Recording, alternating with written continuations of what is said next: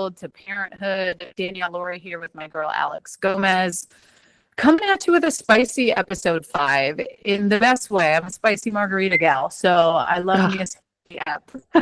I had one on Friday. It was superb. It was so good. So good. I think, we're bringing in a guest today. We're going to be bringing in Ruby Meylan, and I think, we've talked about the NIL and the transfer portal and just how it's kind of changed the game. And I think it's really foreign to someone like you and I, because back in the day, if someone transferred out, they were kind of the bad egg, right? Like it just never happened. And if it did, you have to sit out for a couple years and figure out that piece. So I think it would be cool to get the opportunity to just kind of pick her brain. Obviously, dive into the player that she is and kind of her upbringing made her, but I think it would be really fun to just touch base about this stuff.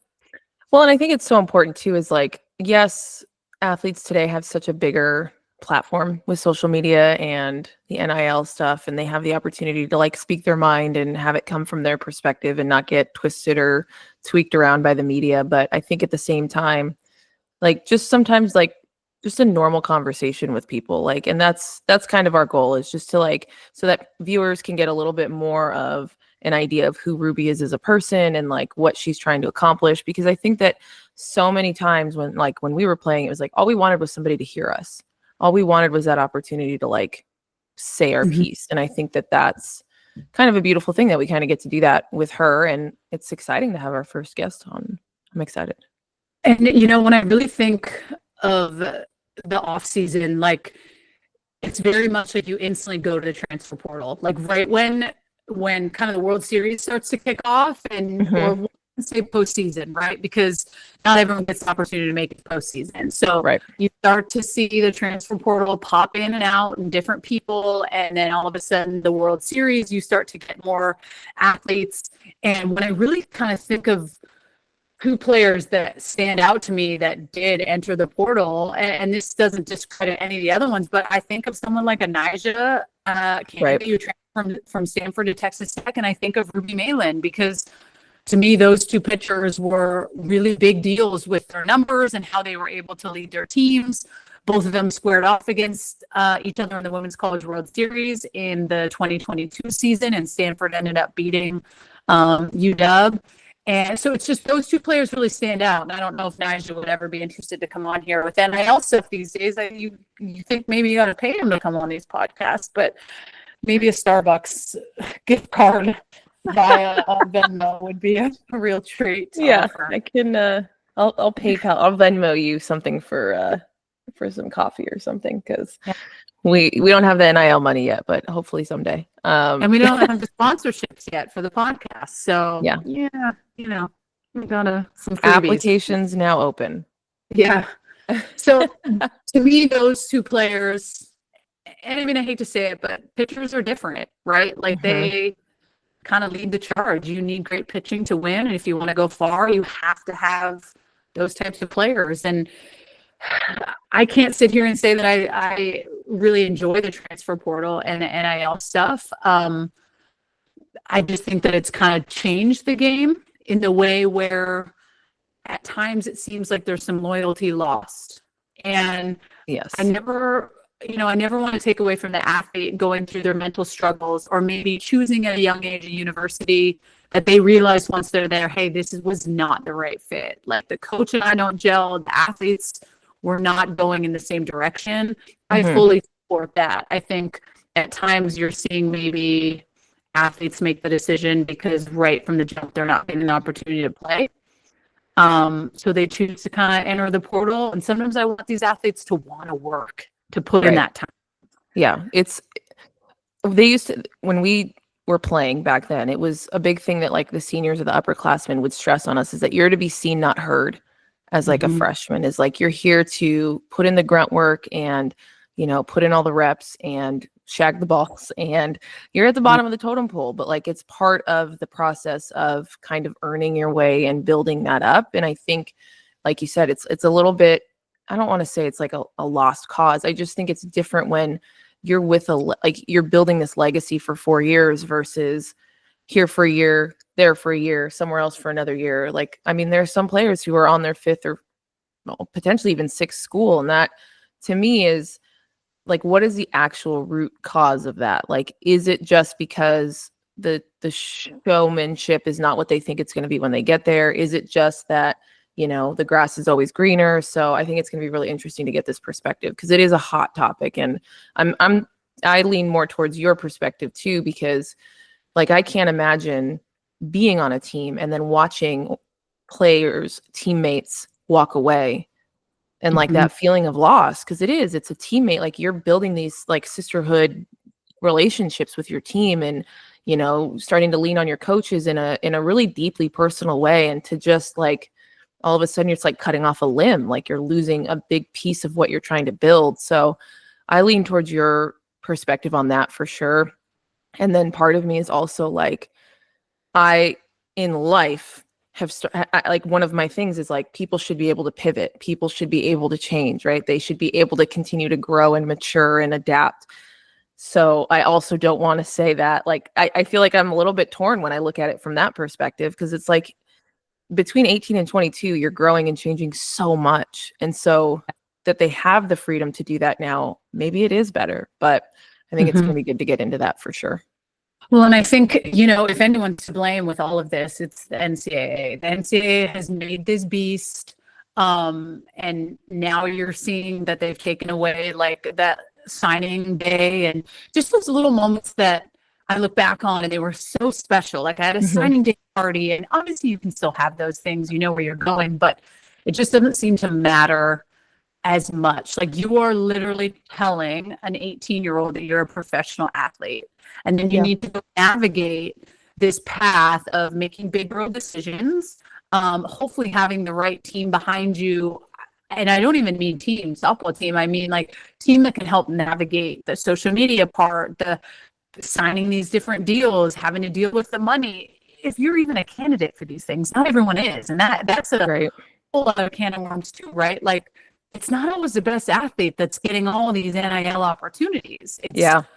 It's just the way that it works. So, trying to deal with the chemistry piece of maybe an athlete that's not playing all the time, but hell, they have a social media following like nobody's business, and they're making, six figures simply because of that. And we're out here busting our ass on the field, and I'm not getting the same opportunity that she is. Like, so how do you as a team deal with that piece? When do you put like the team above anything else, and it being simply about like, it's not always the most talented team that always wins it. And I can say that even back to our 2009 national championship, where we had, the ebbs and flows of the season, but you come together at the right time. You peak at the right moment. Yep, exactly. Right.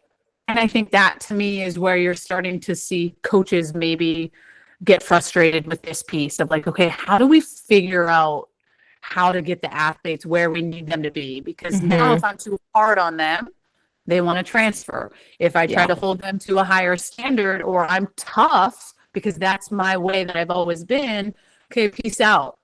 So I don't know. I don't know if you're going to start to see coaches just be like, hey, I think the ones that have been in the game for a long time, obviously not the newer coaches, peace out. But if not, I think you're going to start to see a lot more younger generation of athletes come in to help coach. And like, I think of Francesca Nea heading to Florida, and she's been in it for a little bit with Tim Walton, and being able to get someone in that has experienced old school mentality, but can deal with the newer generation of the athlete. Yeah. I immediately think of UOP's new staff, because they have a full new staff this year after, I don't even know how long that last head coach was there. I think he was there for 20 plus years.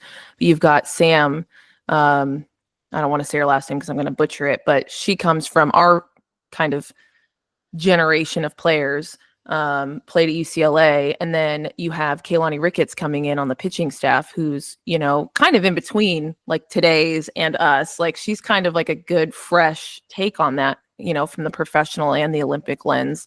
So like a staff like that, where both females, both from different generations, but able to come together potentially and start this brand new program, like starting from scratch, basically. So that's definitely something. Yeah. I mean, Coach Bob Coolin at Hawaii just announced he's retiring after this year. Oh, dang. Yeah. So That makes you sad? no, not at all. I'm so happy for him. I mean, I think this is 35, season 35. Yeah. And he's had the same coaching staff. It's been him, Dee, and Lons for a number of years. Dee's been there with him almost since the beginning. So it's like, he's put so much into it. His kids are they grew up through the program. Like, I mean, the fact that, Bo, his son, has his own son now, like, that blows my mind. So it's so cool to see him and Nancy like moving on to this next phase of life, like together. And, it wears on you. It's tough. And so I'm very happy for them, but it's like, that is one of those, old school, like down to the OG kind of staff. And you think of like Candrea, he's not that far out of the game. Like, it's only been a handful of years since he retired. And, you've got Tim Waltons, you've got UCLA, you've got Kelly, Coach K, it's all getting to that point where it's going to start shifting. So I feel like you have to learn how to deal with this newer athlete. Right. If you can't, it's not going to work. You can't blend too much, or else you're not being your true authentic self. So that's kind of the key piece that we're going to see in this almost like generational shift, it seems like, for the college game. Sorry, these are professional athletes. And to boot, they're women. They're not like the dudes, like, guys are at times very different. There's not a whole lot of jealousy and all the outside. Not a lot of emotional. Yeah. Yeah. So it's a whole other piece when it comes to that. So it's going to be cool. We'll bring Ruby in and dive a little deeper into the whole skinny and scoop of how that all went down, hopefully. And we'll go from there. So I'm looking forward to it. Yeah. Let's do this. All right. All right, guys, we got her in the house. Listen, just to like put it out there, there's no NIL attached to this. We're not sending a check to Ruby. I know this is where the college game is gone, but we're homies, so she's doing us a solid. And welcome to the Rise and Grind, from the playing field to parenthood. Alex Gomez, Danielle Laurie, we're happy to have you. Thank you so much. Yes. So the goal for today is just to get to know you a little bit more, for the viewers, listeners, and I think to just kind of dive into the game. It's changed a little bit. We have NIL, we have transfer portal, and it's kind of at times foreign to her and I. So I think for people that listen in, it's cool to hear just experiences that high caliber athletes like you have gone through. Yeah. But I think let's take it back to just kind of the beginning for Ruby Meylan. Like, for you first starting out in this game, like, kind of take me through your first memories in the game and maybe how you started to kind of fall in love with the game of softball. So really, I played volleyball and I was good at it because obviously I'm tall, I'm strong, all that. And my dad loved volleyball, so he wanted me to play. And my best friend, Megan, who I'm still best friends with today, she was like, well, I'm going to play softball. And I was like, okay, then I'm playing softball. And I ended up being okay, but I was strong. And so I just remember hitting the ball like really far, like super young. And I kind of fell in love with watching like Nebraska softball play. And Kiki Stokes ended up being a really big mentor for me. And she started it started as a social media thing, and then we'd go to games, and then she would like babysit for us and became like a really good family friend. And it was kind of just a cool thing. And like, I had never known someone that played college softball at that time. It just wasn't that big for me. And then she's the one who kind of pushed me, like, she's like, get out of this town. Like, don't play rec ball here. Like, you need to go develop if you want to be good. And I was not good at pitching. I could hit a little bit, but I wasn't good. And so we found a pitching coach, and I started to like be okay. And I worked my butt off. And I think I just like really loved that aspect of it. And my parents were all in, like, they supported the work part of it. And I credit my success to that. Like, I worked really hard, and genetically I'm blessed. So it just worked out for me. And I really, really wanted to like devote my whole life to it. So I put aside other sports and made a lot of sacrifice and even moved to go to a pretty good high school. And so, yeah, it all just fell in line, I feel like. Your travel ball team that you played with, you had played with Jordy Ball, right? You guys were both on the same team. What was that like, having two high caliber players, right? Like, I don't recall ever being on a team with someone that was at the same kind of level that I was at competitively, trying to deal with that, as well as, hell, I want to get recruited. Yeah. And if they're coming there looking at you, are they looking at me? Like, how'd you deal, and how was all that going down?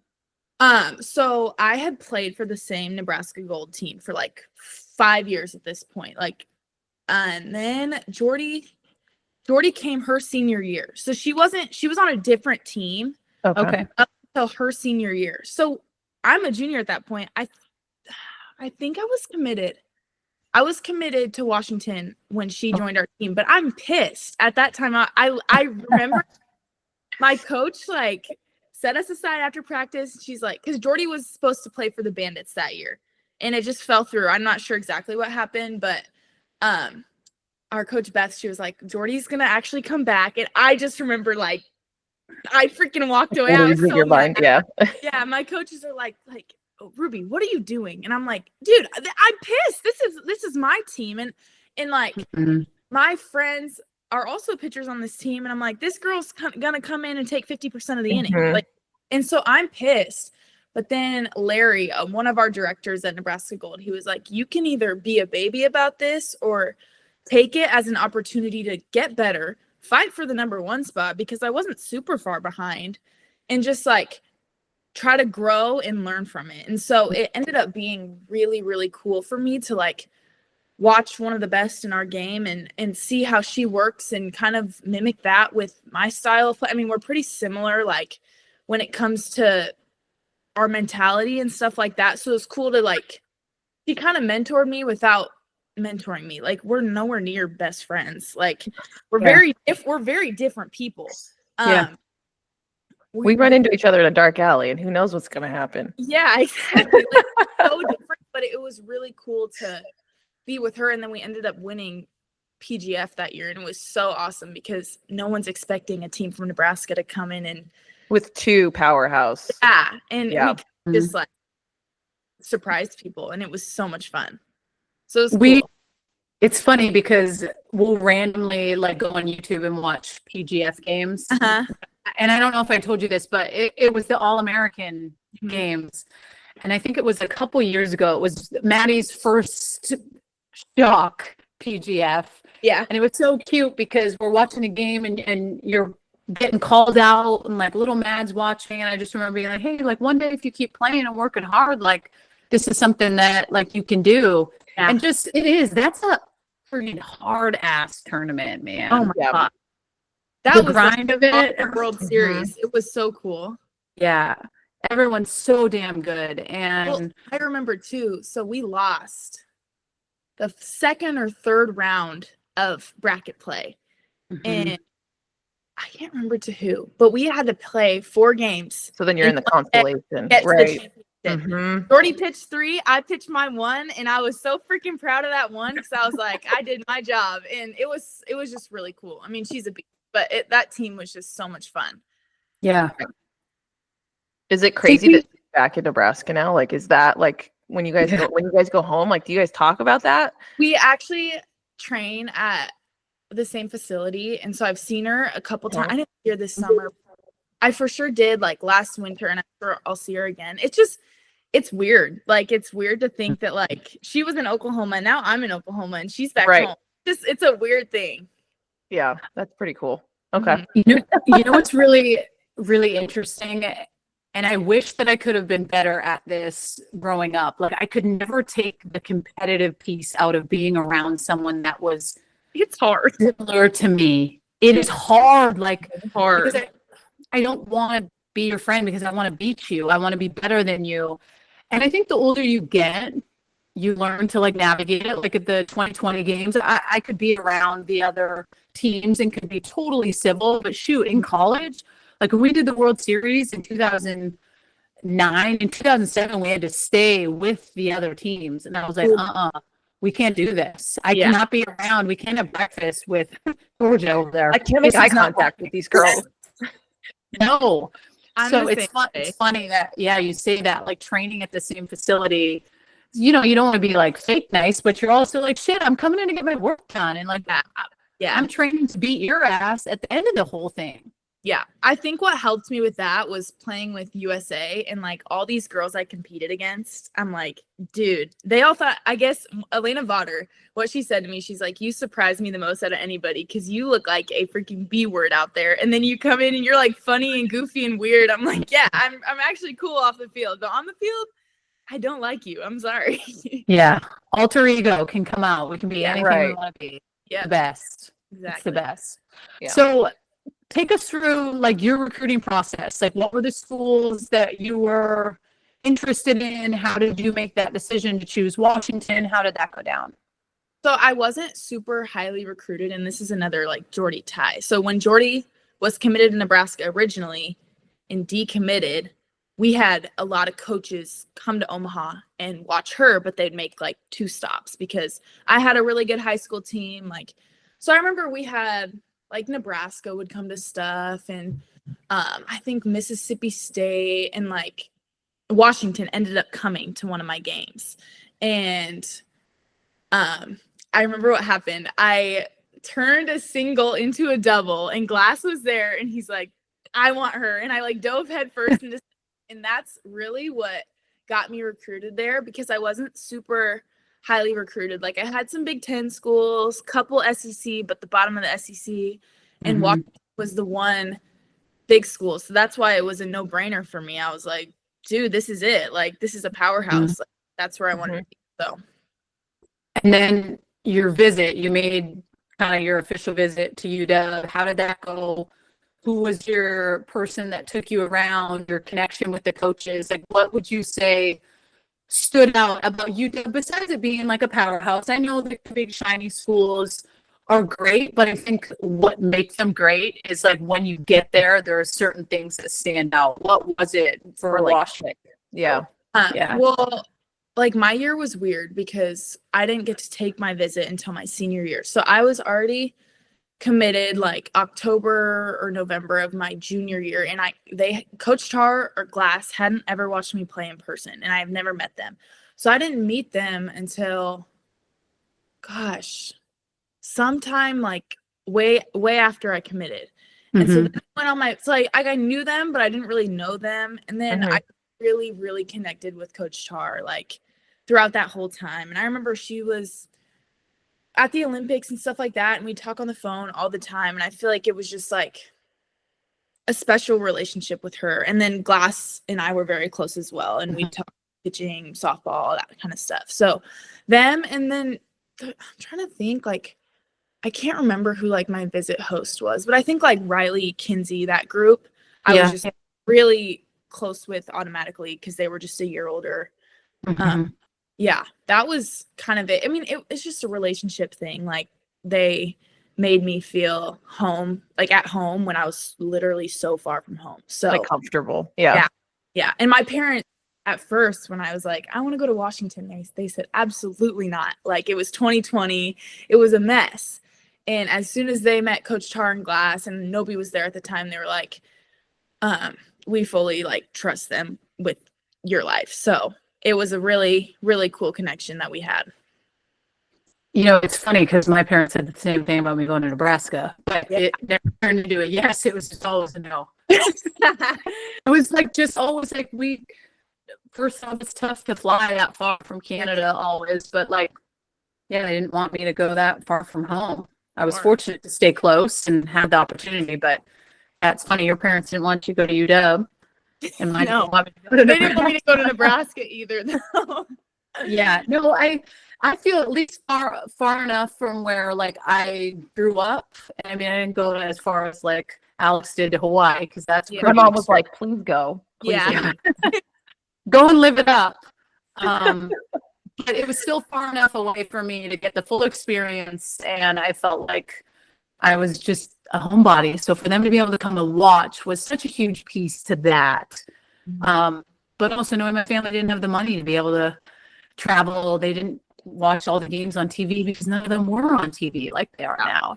It's just, it has changed so much for these athletes to be able to have their families now potentially come and watch a lot more, but watching on TV. And so, yeah, I kind of want to hear your first couple years at Washington, like advice I think that you would give to maybe incoming freshmen going in this year, or what type of things do you wish they would have known more of for you when you went into UW your freshman year? I would just say, like, piece of advice, just like go in and be yourself and just go take somebody's spot. I mean, when I was fortunate enough to go in, Gabby Plain had just graduated, so I knew there was like a big role that I had to fill, or somebody had to fill, and my head. And I kind of just went in, acted like myself. I talked smack. I acted like I owned the place. Like, and it worked out for me because I was able to establish, like, listen, I'm going to be the one. I don't care that I'm 18 years old. Like, it's just, that's the way it's going to be. And it was cool because at first I think people struggled with it. But then once I backed it up, I gained the respect of those people. Like, I remember Bailey and I struggled so bad in the fall because she would hit and I would pitch and we'd go live all the time. And I literally talk smack to her. And finally by the spring, she was like one of my biggest supporters on the field. Like, I would turn to her every play. And it was just cool because I had proven to her that she could trust me and that I could trust her. And so I think just like be yourself and go in and compete because you're there to compete. Like, you only have 4 years to do this. So, like, why waste a year on the bench if you don't have to, you know? Right.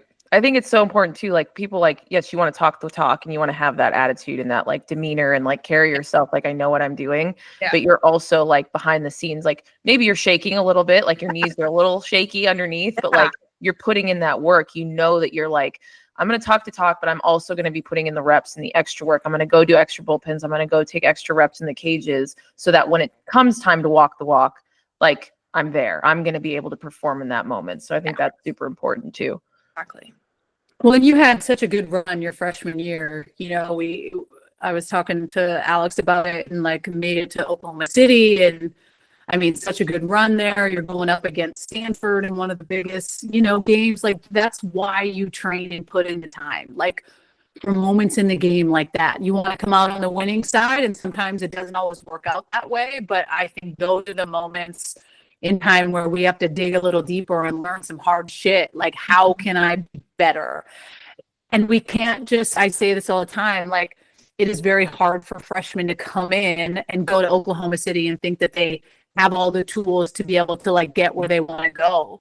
There's a process that you have to go through to learn how to be better. And whatever you learn in those moments, it's like, okay, how can I take that into the next year and put more gas on the fire to keep going and keep going? Because I know you and I have had so many conversations, and I say, like, we have 4 years to really figure out who the hell we want to be, the legacy we want to leave, and what mark we want to try to leave on a program, right? And I think, what the year you were able to have your freshman year, I'm hoping, you can talk going into sophomore year, like goals you had for yourself, things you wanted to be better, because, obviously after your sophomore year, you make the decision to transfer out. So just kind of talk a little bit about your sophomore year and some things you thought went well and some things you wished could have been better. God, I get emotional when we talk about this. Like, you and I have talked about it a lot, but yeah. I think in the fall, I like noticed that I wasn't myself. I think when you experience like a really high level of success, and I went from being nobody to somebody in, gosh, like a couple months. Yeah. And you're never nobody. Your following goes up. Your name is everywhere. I don't think I like knew how to handle it. Like, I made Team USA that summer. I was like on a high. And then I just like, when I got back, I remember my coaches were like, okay, you're taking a month off. And I had never done that in my whole life. So I was like, okay, like, fine, I'll listen. But I was not happy about it. I didn't really agree with it. But obviously I'm going to obey what my coaches tell me. And I got back in the fall and I felt like I hadn't like thrown a ball. And I was like, okay, like something's wrong with me. And then I just remember like not being super happy. Like, I don't know what it was, but I think I was like living in the past and like trying to top myself. And it's a really, really hard space to be in when you're trying to like outdo yourself constantly. Yeah. And then, so I just remember like in the fall, I got shelled at practice and I went through like 2 months where I was like, oh my God, like I literally like suck. Like, and I talked to Glass and Coach Tara about it all the time, like every day. And it finally got better towards the end of the fall. So like going into the season, I felt really, really good. I had like 4 or 5 good weeks, like really good weeks. I was like, oh my God, I'm pitching better than I ever have been. And I remember we were playing Arizona State at home and Danielle was there watching or something. And I like crapped the bed. It was like terrible. Like I think I gave up like I came in relief and gave up like 5 runs and it was raining. And I think it was so weird because I've never let like one game impact me, but that game and we lost and it was just ugly. It like screwed me up. And I remember talking to Dee after and she's like, okay, like how are you going to bounce back next week against Arizona? And I actually had an okay weekend that weekend, but then it just felt like I was constantly like fighting myself the whole year. And towards the end, I was like, dude, like I freaking suck. And I remember I said to Danielle when we were at what was it, Rough and Tumble? Is that what it's called? The selection show? Yes. Yeah. We were watching the selection show and I was like, yeah, I hope I don't F it up. And she's like, in that moment, dude, I knew you were screwed. Like, Yeah. I had just gotten so low and I didn't know how to bring myself back up. And I had all these expectations. And when I wasn't meeting them, it just like, I started here and then every time I'm like lower and lower and lower. I'm like, I had like literally lost my mind. Like I did not know what to do. And so I tried talking with a sports psych. She wasn't really the right fit for me.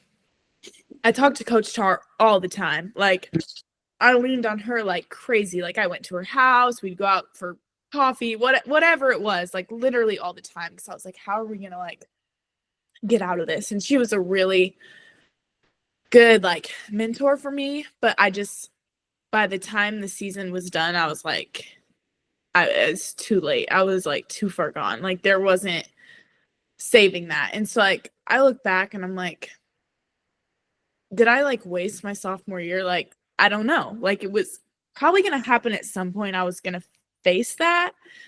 But I'm like, how did I not find a way to switch it up like sooner than that?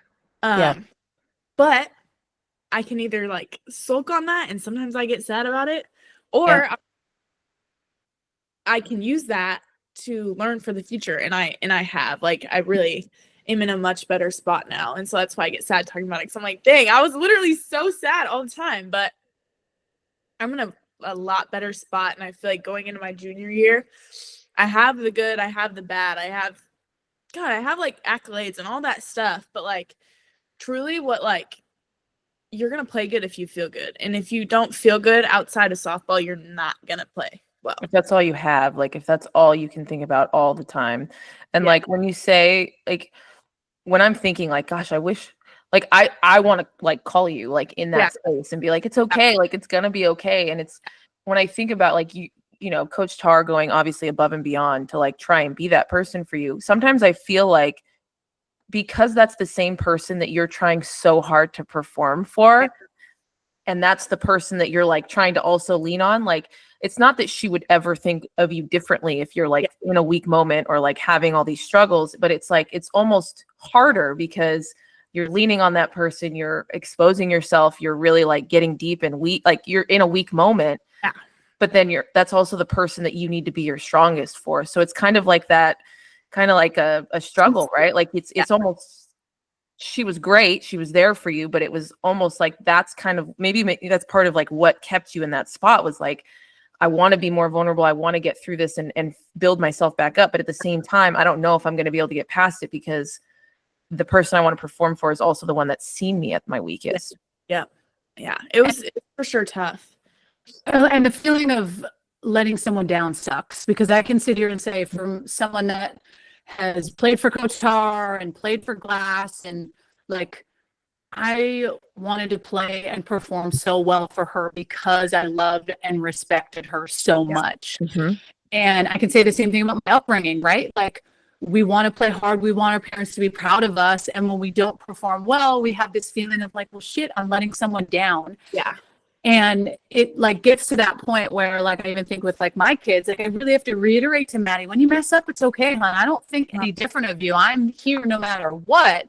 Yeah. I expect you to expect more from yourself, but you were playing one of the hardest games. And Rubes, you have to remember too, like, you're playing in a generation that is, there's eyes on you all the time. Yeah. So not only are you trying to navigate more eyes on you, more social media stuff, more all of the things, like, not everyone has the tools, nor should you at 18, 19, 20 years old, to deal with the heat that comes with being a high caliber type player like yourself. Like, and at times it's being able to have more of a dude mindset in, like, you know, I don't give a shit what anyone else thinks, because at the end of the day, and this is what I admired about Coach Tar more than anything, she said, inner circle people matter more than anything. And I didn't have social media to the extent that you guys do now, where it's DMs and you're not good and this and this.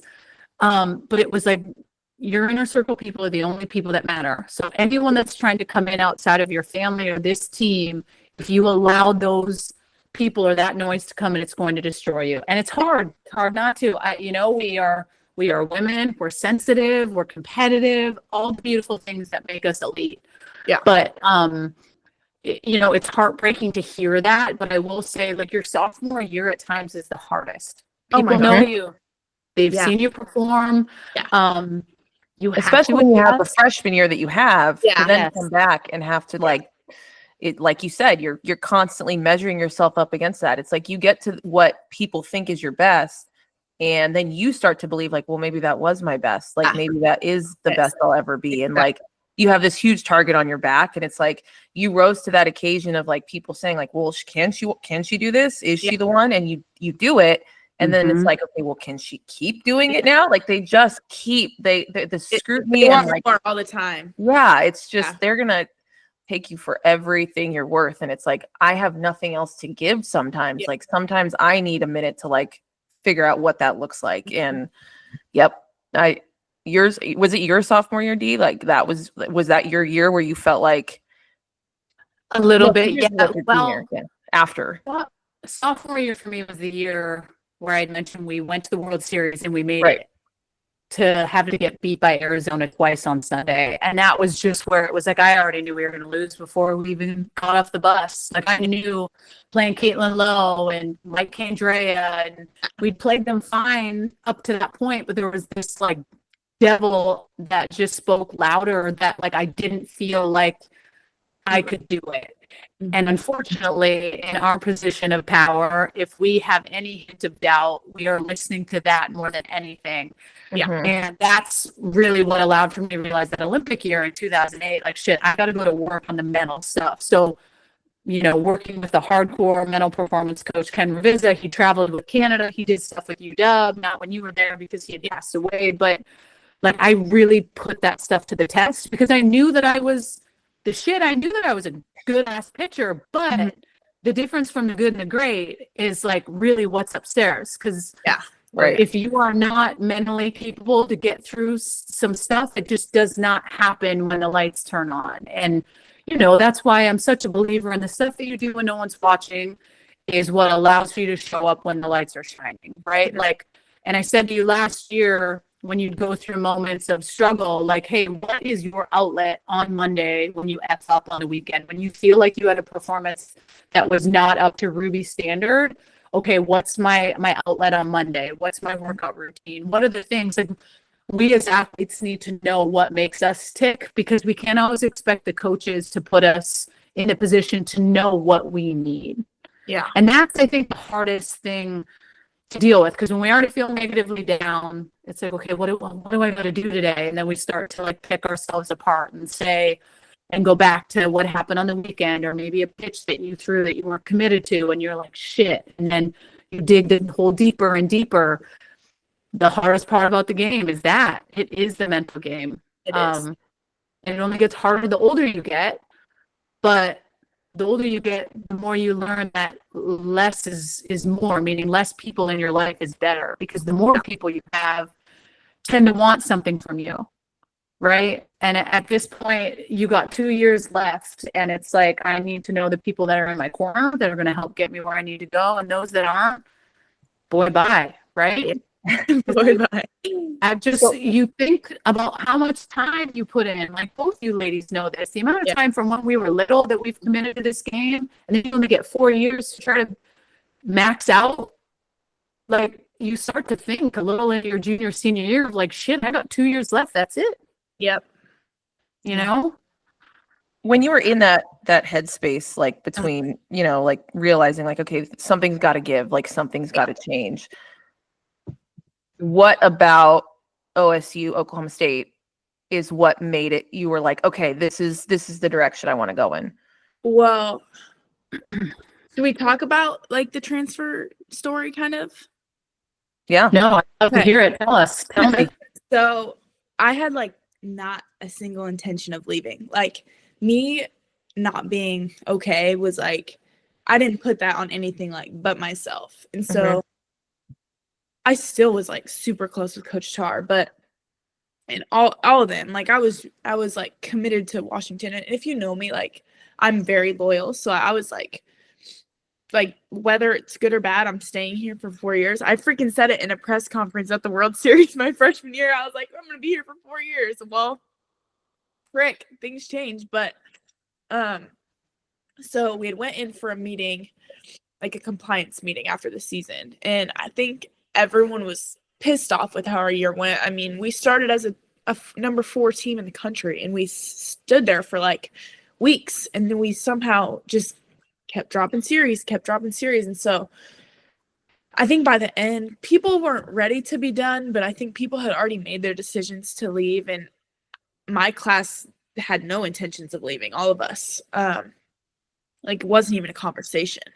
And then we went into our meeting, and the 3 seniors that were going to be seniors had come in, and they all were like, guys, we're not going to be at the meeting. Like, we just told Coach Tar we're going to leave. And I was like, oh my God. Like, I remember I literally just like walked out of the room, and I called my dad. I'm like, Dad, like, what do I do? Like, this is our seniors are our leaders, and Riley and Kinsey and Ojo, like those are like backbone pieces to our program. Like, and like my best friends too. Like, it's really, really like hard to hear. And then I guess we all like went home, and my whole class, Brooklyn Carter, Sid Stewart, and Lana Johnson, we all lived together, and we were all kind of like, what do we do? Like, we can stay here and try to rebuild for 2 years and try to get back to where we want to be, or we can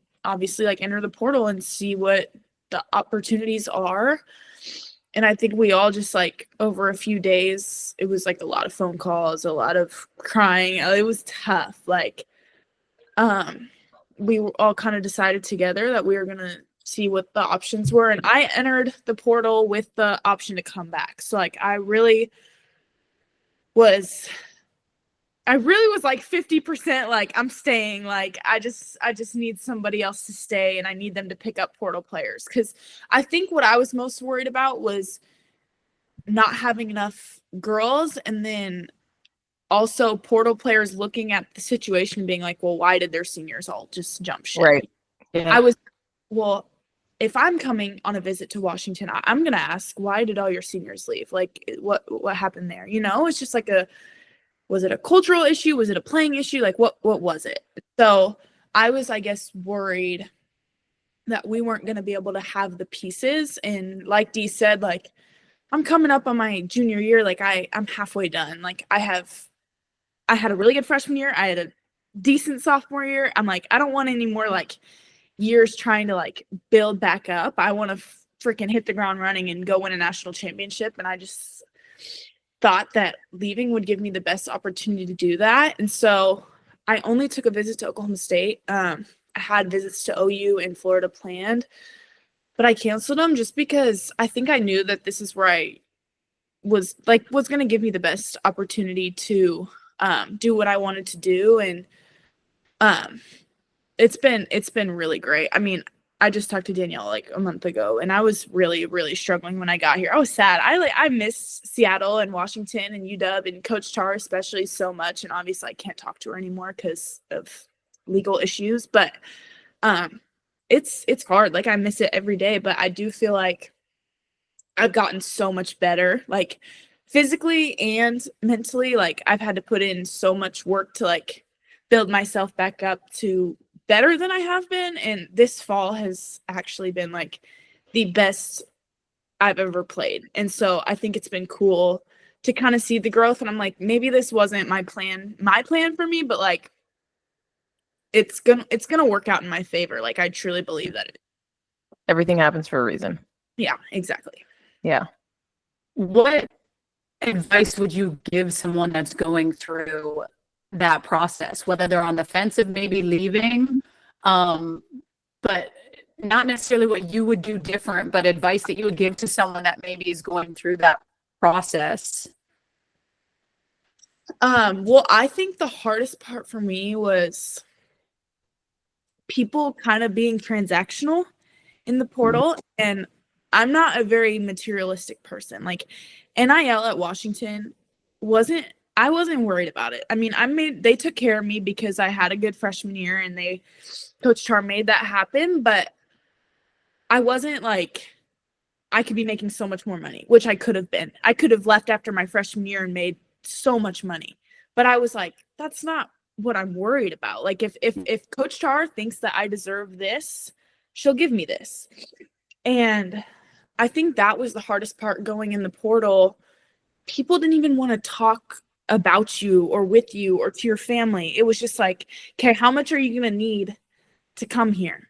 And I was just like, dude, I'm not going to tell you a price after I just had, in my opinion, a bad year and oversell myself and then not earn it. Like, I feel like, Yeah.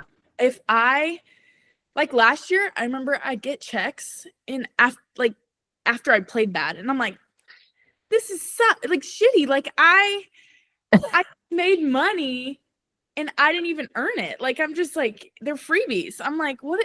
This is not like fulfilling. And I think that's the hardest part. People were just throwing money at me, and I'm like, I'm not even worried about that. Like, how do you even know that it's a good fit personality wise or mentality wise or physically for your team? Like, you don't even know me as a person. And so I think that was like the hardest part. And I think just going in with being honest with coaches, I told them, I'm like, don't pay me a dime until I prove to you that I'm going to be better and help your team win. That's what I want. It's the old school mentality. I was You. just gonna say, I feel like that's very unique, and I Yeah. think that more power to you, because it's so good to hear. I mean, we hear like horror stories about like what kind of deals some of these people are making, and it's just like, for what? Like, what are they doing that's bettering the sport? You know?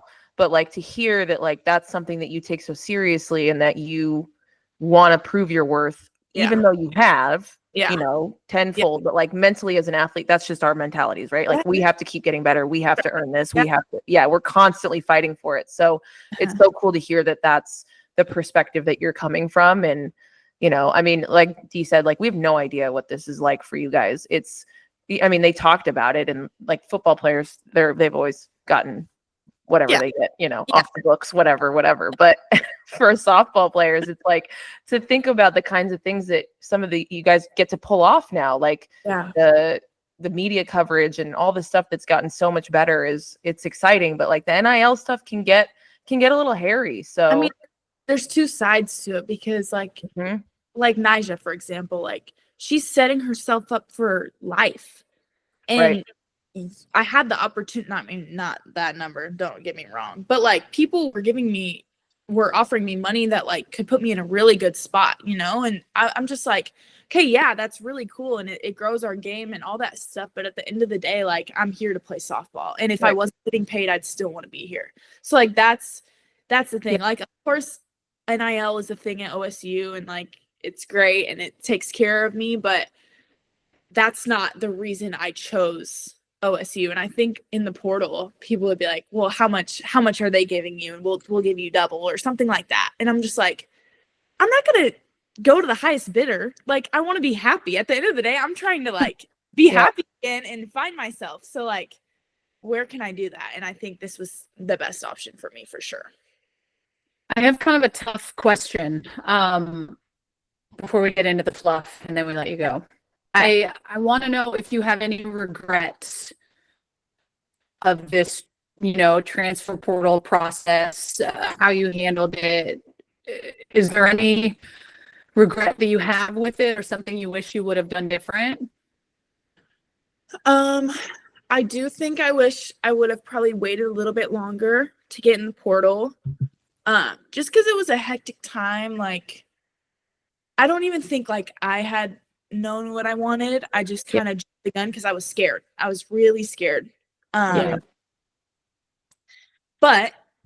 like, I'm not gonna say I regret coming here because I've developed like crazy. And Coach G actually asked me this. He's like, do you regret? Like, because when I was like struggling really bad, he like made me come over to his house. He's like, what's wrong with you? Like, I was like, dude, I'm sad. Like, I freaking miss it.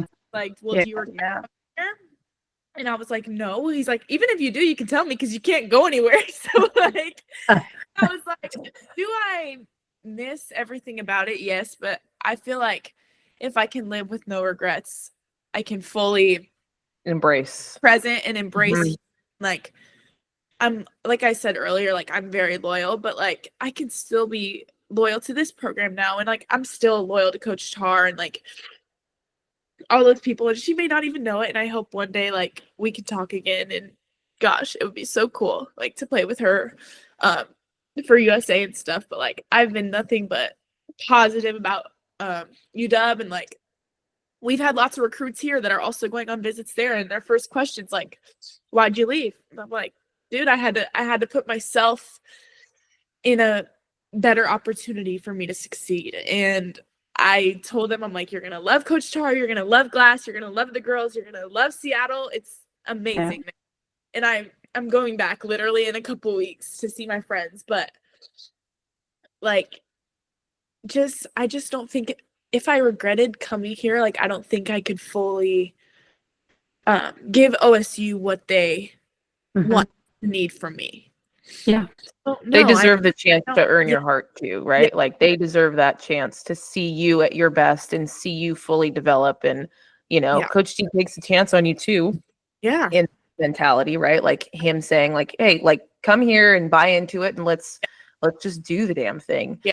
So I think that's really good that that's kind of how you're approaching it all. And like we can't imagine this because there wasn't even a transfer beyond NIL. The transfer portal for us was so much different. Yeah. And so I think, and one of the things, like when I was, because I coached at UC Davis as well. And so one of the big things I would tell the recruits when they came was, there is a school for you that is the right fit. Yeah. It doesn't have to be the one that's the right fit for everybody else, right? Like, when there's no other way to explain it. Like you just get that feeling of like rightness.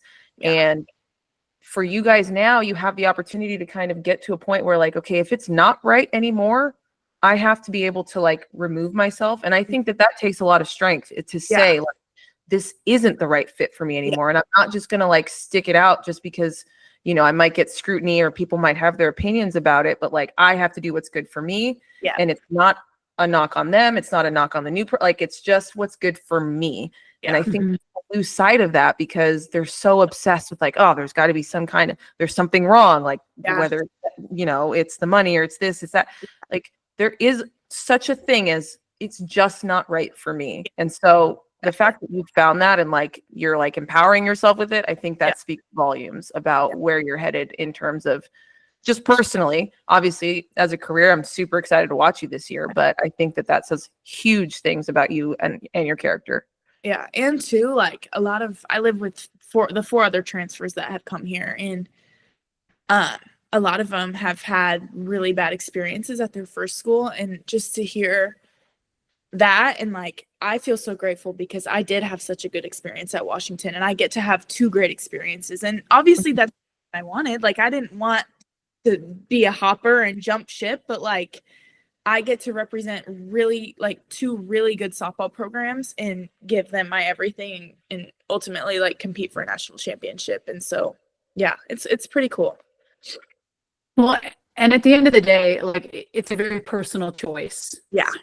When we had the conversation about inner circle people matter more than anyone else, Yeah. people are going to judge you all the time. Yeah. But the ones that mean the most, how you take their judgment means more than anything, right? Because when you're great, people are always going to shit on you, and that's never going to go away. And they're going to make comments and they're going to say this and that. But truly, Ruby, like if you're not authentic to how you really feel, then it's not worth it. And yeah, I was devastated when all of that happened at Washington. Coach Tar and that program has my heart forever. I have Washington's back until the end. They gave me an opportunity and I was very fortunate. But at the end of the day, I am for the athlete being able to make the decision that best suits them, as long as it's not just a money-driven call. You know, like that's the times I think where we see stuff and we're like, dang, is it simply because they're trying to go and jump ship to get more money? But like hearing you break down your reasonings for it is just pure. Like it just gives you this feeling of like, you know what? Like at the end of the day, like this was a decision that you needed to make to become a better version of yourself. Yeah. Because you're getting older and you're realizing that I only have 2 years to grow and learn and give, and I don't want to look back and have regret. That's the worst thing that you can have. Yeah. So it's like looking at where you're at right now with Oklahoma State, like what are a couple things that you feel like, man, you've really like grown the last couple months and where you've seen, that self-growth, whether it's on the field or off the field? Well, first we'll start like physically. Like I think last year I got like really skinny for some reason. I'd probably lost after my freshman year like 15, 20 pounds. And not really intentionally, but I was trying to eat super healthy and have a little six pack, and it was cute, whatever. But like I really wasn't very strong, and I think it messed with my mechanics. And my mechanics, like we've broken down film. Even at UW we did this and we were trying to figure out why, but from my freshman year to my sophomore year, my mechanics just kind of like went down the drain, and like it was really rooting from like my core strength. Like I didn't have it, and I think I didn't have a good base, so like all my pitches just kind of went out the window. And so I was just trying to compete with like my, I want to say C stuff, but it was really like my F stuff. Like it was not good. So I've gotten strong. I've gained some weight back. Like I feel really, really good. Like in our scrimmages, I feel like I've been competing, and obviously like this is a top offense in the country. I was just gonna say, because those are some hitters that you're up against. I've been very successful against our offense, and it's been cool to hear them tell me how hard it is to hit. I'm like, thank you. I've been working on. So that's been really, really good. I finally feel like I'm like dominant again, and we've gone live like 20 times, and it's been very good. So like I said, like this is the best fall I've had. So I'm really, really excited about that. But the work is not done. We're continuing to do that. Yeah. And then like mentally, when I got here, obviously I was like here, and I went to our trainer and I was like, I need to find a sports psychologist that works for me. Like it can't just be like whether they're on campus or not, like I need to find the best fit for me. And the first one I met with was literally, his name's Kevin Andrews. He is freaking amazing. And we have turned my mental literally like a 180. Like it's insane how I've learned to like control my mind, and it actually like then controlling my body. So it's been really cool to like dive into that. And like Danielle was so high on it when I was at Washington, like the mental game, but I never was like fully bought in until crazy old lady. Until I hit rock bottom. And then I'm like, okay, like something's got to change.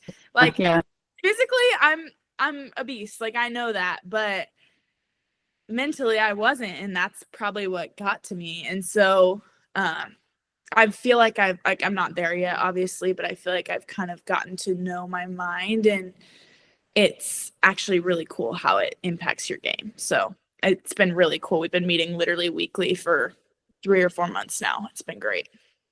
Dude, that's awesome. That's Yeah, her way of saying you were right, Danielle.